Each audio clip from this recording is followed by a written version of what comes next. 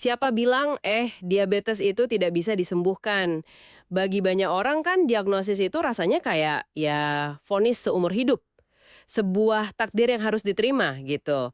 Tapi tumpukan sumber yang Anda berikan hari ini menyajikan sebuah perspektif yang terus terang ya, cukup radikal. Menantang banget pemahaman umum. Tentu saja. Dan perspektif ini tuh mengajak kita untuk bergeser. Bergeser gimana tuh? Dari sikap yang pasrah menjadi lebih proaktif. Artinya, kita coba pahami kalau kondisi tubuh kita sekarang ini adalah hasil dari sebuah proses yang panjang. Ada sebabnya, yang sebenarnya bisa kita telusuri sampai ke akarnya. Tepat. Jadi misi kita dalam pembahasan kali ini yaitu kita mau bedah tuntas logika di balik perspektif alternatif ini. Kita akan dalami bagaimana sumber-sumber Anda ini mendefinisikan ulang akar masalah diabetes. Hmm, Jenjang karir yang bertahap, betul. Istilah yang menarik ya. hmm, dan yang terpenting bagaimana sebuah metode yang disebut kaidah bodi kalibrasi ini menawarkan jalan keluar. Kita akan kupas tuntas argumen mereka ini kuat atau tidak. Siap.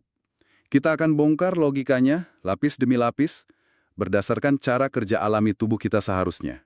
Oke, mari kita langsung ke intinya. Pemahaman medis yang umum kita dengarkan biasanya menunjuk pankreas atau produksi insulin sebagai biang keladinya. Tapi sumber-sumber Anda ini kok malah menunjuk ke organ lain, yaitu lambung. Gimana alur logikanya bisa sampai ke sana? Nah, ini poin yang paling fundamental. Mari kita mulai dari konsep resistensi insulin. Coba bayangkan insulin itu kayak kurir yang antar paket glukosa atau gula ke setiap sel di tubuh Anda. Oke, Dan sel itu adalah rumah Anda. Nah, pada tahap awal diabetes, seringkali jumlah kurirnya, insulinnya, itu cukup. Bahkan mungkin lebih banyak dari biasanya. jadi masalahnya bukan di kurirnya. Bukan. Masalahnya itu bel di pintu rumah Anda, atau yang kita sebut reseptor sel, itu tertutup oleh sesuatu. Tertutup. Tertutup oleh apa? Sumber-sumber ini menggunakan istilah plak. Nah, yang menarik di sini adalah dari mana plak ini datangnya. Menurut kaidah ini, plak itu bukan berasal langsung dari gula yang Anda makan, Loh, terus dari mana? melainkan dari kegagalan metabolisme lemak yang dimulainya itu di lambung. Tunggu, tunggu. Jadi masalah gula darah itu akarnya dari masalah metabolisme lemak. Ini perlu penjelasan lebih dalam nih. Betul sekali. Alurnya begini. Lambung kita itu secara alami seharusnya sangat asam untuk mengaktifkan berbagai enzim pencernaan. Iya, ya. Tapi karena banyak faktor stres, pola makan modern, atau usia, keasaman lambung ini bisa menurun. Oke. Akibatnya, enzim pemecah lemak seperti lipase itu tidak aktif secara optimal. Trigliserida atau lemak dari makanan Anda jadi tidak terurai dengan sempurna. Lalu apa yang terjadi pada lemak yang tidak terurai ini? Lemak yang gagal diolah ini masuk ke aliran darah dalam bentuk yang tidak ideal. Dia jadi lengket, kayak lumpur gitu. Oh, Dan seiring waktu, dia menumpuk jadi plak. Plak inilah yang kemudian nempel di seluruh tubuh, termasuk menyumbat reseptor-reseptor sel tadi. jadi kurir insulin datang bawa paket gula, Betul, tapi bel pintunya itu ketutup lumpur lemak ini. persis. Akibatnya apa? Pankreas harus kirim lebih banyak lagi kurir, cuma untuk memastikan sebagian kecil paket bisa masuk. Sisa paket gula yang tidak terkirim itulah yang akhirnya menumpuk di aliran darah. Saya coba cerna ini. Jadi, kalau kita ikuti logika ini, memberikan obat yang memaksa pankreas produksi lebih banyak insulin itu, Ya, ibaratnya kayak menyuruh kurir menekan bel lebih keras lagi di pintu yang sudah tertutup lumpur. analogi yang sangat tepat untuk menggambarkan sudut pandang ini. Mungkin berhasil sebentar ya, tapi kan tidak membersihkan lumpurnya, malah bikin kurirnya kelelahan. Tepat sekali.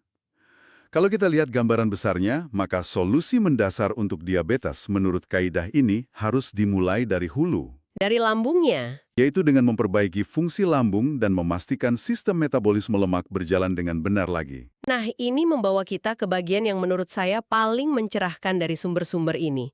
Konsep bahwa diabetes itu bukan penyakit yang muncul tiba-tiba, melainkan sebuah jenjang karir. Betul. Yang kita bangun selama bertahun-tahun tanpa sadar, mari kita coba telusuri tahapannya. Betul. Pemahaman ini penting supaya kita nggak merasa jadi korban, tapi sadar kalau ada sinyal-sinyal yang sudah lama diberikan oleh tubuh. Kaidah bodi kalibrasi ini membaginya menjadi 3 fase utama. Fase pertama adalah fase sehat. Katakanlah dari usia 0 sampai 30 tahunan. Ah, masa-masa keemasan itu ya, saat tubuh terasa kebal, makan apa saja kayaknya nggak ada efeknya. Mm-mm. Gula darah selalu normal. Sumbernya menggambarkan pankreas di fase ini dalam kondisi santai dan bahagia. Tepat. Lalu kita beranjak ke fase berikutnya, fase pradiabetes. Mungkin di rentang usia 31 sampai 40 tahun. Nah, disinilah sinyal-sinyal peringatan mulai muncul, tapi seringkali kita abaikan. Contohnya apa tuh sinyalnya? Orang capek. Kalau Anda cek lab di fase ini, mungkin akan terlihat kadar trigliserida, kolesterol, dan asam urat yang mulai naik turun nggak stabil. Nah, ini yang seringkali mengecoh, bukan?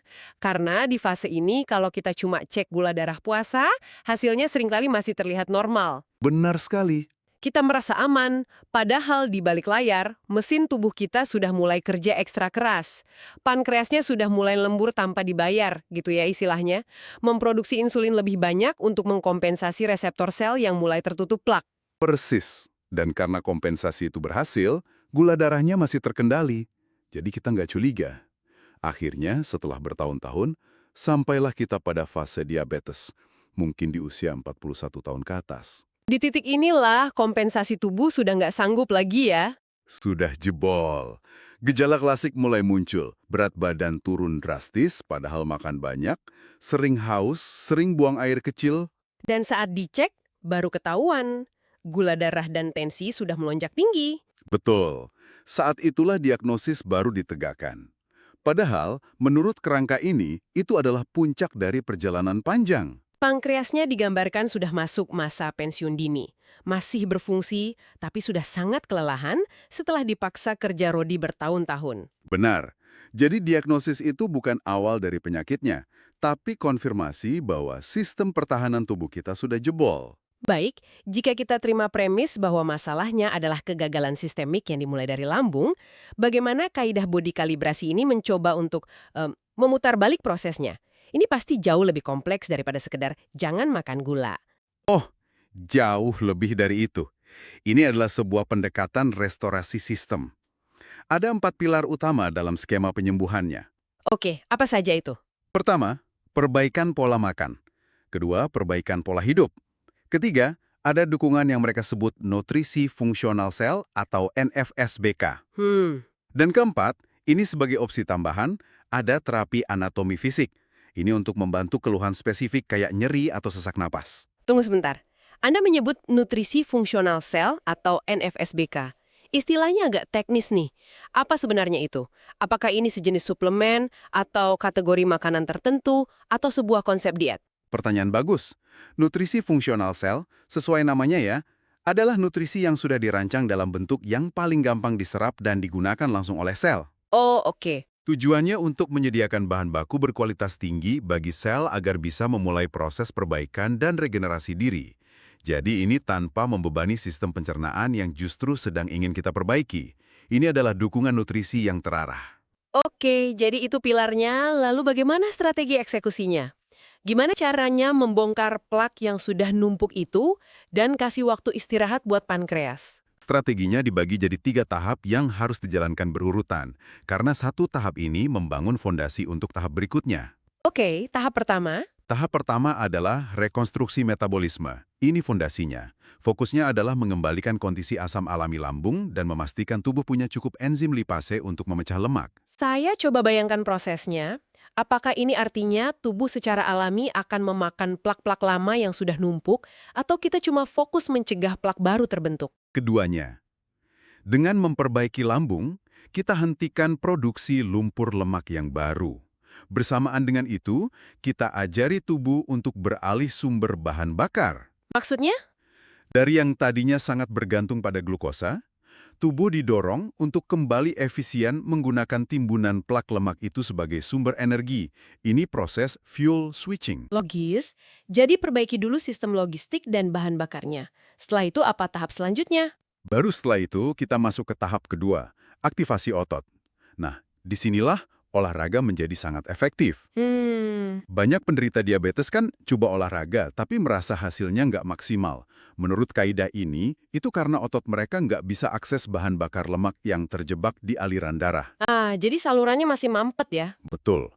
Setelah tahap pertama selesai dan saluran pipa bersih, otot Anda bisa dengan mudah menarik dan membakar lemak sebagai sumber energi utamanya. Jadi urutannya krusial. Bereskan mesinnya dulu, baru dipakai secara optimal. Lalu tahap ketiga, Tahap ketiga adalah regenerasi sel. Ketika sistem metabolisme sudah jalan normal dan tubuh efisien membakar lemak, maka lemak dan kolesterol itu tidak lagi dilihat sebagai musuh. Tubuh bisa menggunakannya secara efisien untuk fungsi-fungsi vital. seperti Memproduksi hormon, membangun kembali membran sel, dan memperbaiki jaringan yang rusak. Termasuk sel-sel saraf yang mungkin sudah rusak akibat komplikasi diabetes atau neuropati. ini terdengar seperti proses restorasi total yang butuh pemahaman dan bimbingan yang sangat personal ya. Betul sekali. Kayaknya bukan sesuatu yang bisa dilakukan hanya dengan baca buku. Dan memang, sumber Anda menyebutkan adanya program pendampingan. Ini bukan sekedar jual produk lalu selesai kan? Sama sekali bukan. Justru filosofi utamanya ada pada pendampingan itu. Ini adalah program bimbingan terstruktur yang dirancang untuk memastikan setiap orang menjalani 3 tahapan tadi sesuai dengan progres dan respons tubuhnya masing-masing. Berapa lama biasanya prosesnya? Rata-rata prosesnya berlangsung antara 3 sampai 6 bulan. Jadi, gimana mekanisme kerjanya? Apa yang terjadi setelah seseorang memutuskan, oke, saya mau ikut? Intinya adalah proses yang terukur dan terpantau. Langkah awalnya adalah melakukan cek lab.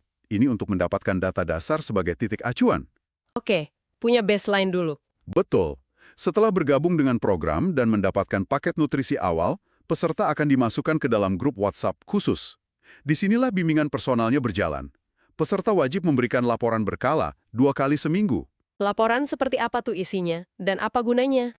Laporan itu berisi data-data kunci, apa yang dimakan, bagaimana respons tubuh, hasil pengukuran mandiri, dan keluhan yang dirasakan. Nah, berdasarkan laporan inilah, tim pendamping akan memberikan arahan dan penyesuaian yang spesifik. Oh, jadi personal banget ya? Sangat.